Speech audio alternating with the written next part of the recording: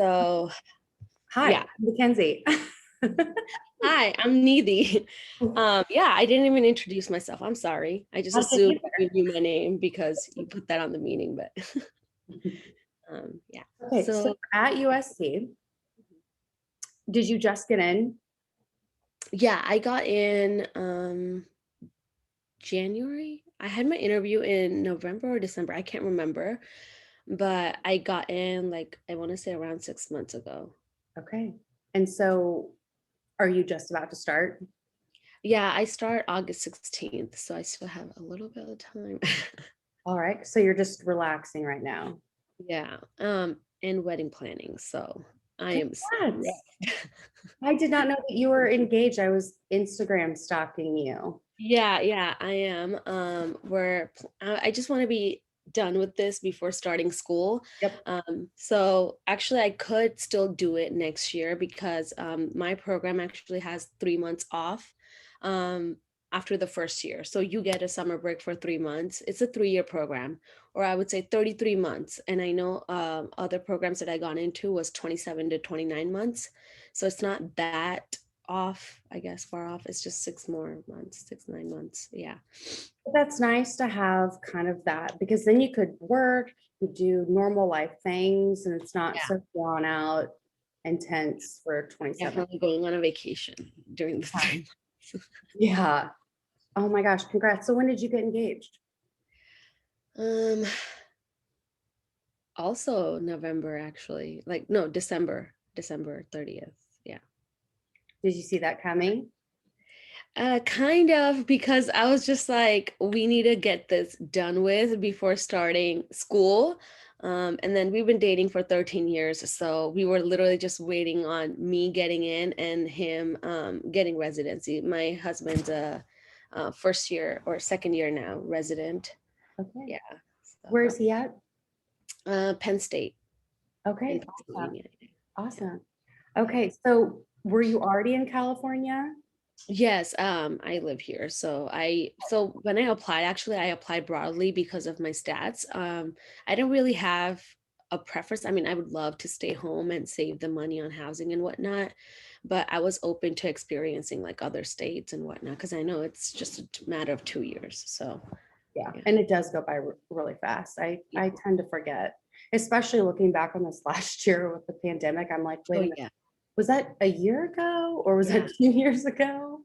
Yeah. People that started school last year, I feel like I know like not everybody was a fan of distance learning, but they got, I guess, through it more quickly than other PA students. And when I talked to some of my friends who are in PA school, they were like they prefer distance learning because you don't have to commute and it saved like time and money, obviously. So I do agree with that. But I feel like during the pandemic, it made it a little bit harder for me. So I had to go back to school to get a bachelor's. I have two associates. okay. So I just graduated with my bachelor's. So I applied to a PA scholars program that you can only do when you're a junior at the University of Missouri, Kansas City. Hmm. And I didn't get it, which was part of the plan. But technically, this is my second cycle application. But I'm also incorporating an Arizona school. Hmm. Um, and I wanted your input. I'm a little nervous about, I mean, I'm just putting all of my eggs in one basket and it's Yeah. just not, it's not good. Um, Yeah. I mean, it's definitely tough if you are having like other obligations because of family or whatnot, if you want to stay in like your home state. I think it's hard. I know like even though California has so many schools, I didn't want to take that risk, so I applied to about 25, 30 schools, and I know that's a lot, but I think it doesn't matter where you go, honestly. It's as long as the program prepares you. So that's what you need to do research on. Like, how is the program? What are the students saying? Are they going to support you throughout the program? That's all that matters to me, at least. And that's why I was like, whatever school I get into, I am going. And USC is a great school. So I am fortunate that I got in. But yeah, Congrats. thank you. Yeah. So honestly, at the end of the day, like I know I met so many people, pre-PA students, and some of them had restrictions because of family. They newly got married and they were trying to have a baby. So it's a lot to plan while you're trying to be a student. So I think for that to be, I guess, pile on top of your school, it's I don't know.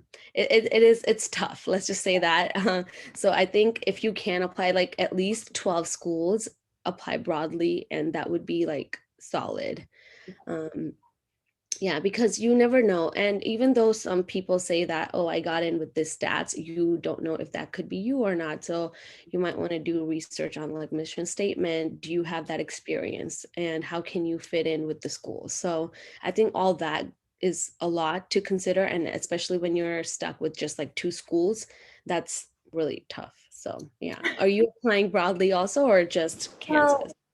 Well, the University of Missouri, Kansas City is right on the border of the Kansas and Missouri, but we have great hospitals out here, but there's literally one PA program. So I'm thinking about applying to schools around here that are no more than a 4-hour drive. So I've been looking on my phone, putting it into maps. There's like some Nebraska schools, um, maybe like Wichita State, but I just, I get nervous. Does that mean that I'm really not competitive to become a PA, that I'm not willing to move? I've never asked anyone this question. Oh, I don't think so. I mean, like I said, there's so many personal things that go into this. Yeah, So it's not yeah, like somebody who's trying to be with their family is less deserving of becoming a PA. You know what I mean? true, So yeah. true. Because I think I'll do better in school if I'm around my family in that area, in that town. I went away to school originally to Arizona to Mhm. play volleyball, and it was really hard for me. I'm a homebody. So Um, I am treading slowly, treading Yeah. lightly on this Arizona PA school talk. But I mean, you never know. If I get the interview, maybe it'll change my perspective and I'll get a Yeah. more of a skip in my step. Yeah. And I don't know, when you said that you want it to be like a 4-hour drive, do you mean like are you gonna commute every day or are you gonna Well, just I visit your think, family on the weekends? Is yeah, that okay?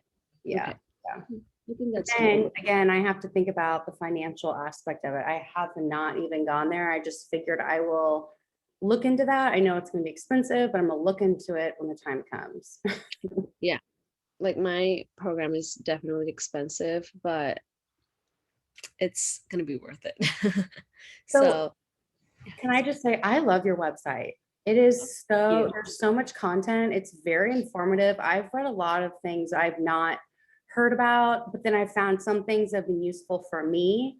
So I just kind of wanted to ask you, why did you start to start this website? So honestly, there is a lot. So let me just say that when I started this journey, I would say I just wanted to be like head down, get it done, get into school, just do my own thing. I did not expect myself to just go out and make connections because I don't know. I think I was just in like the mindset at the time that I just wanted to do my own thing and not really deal with other people.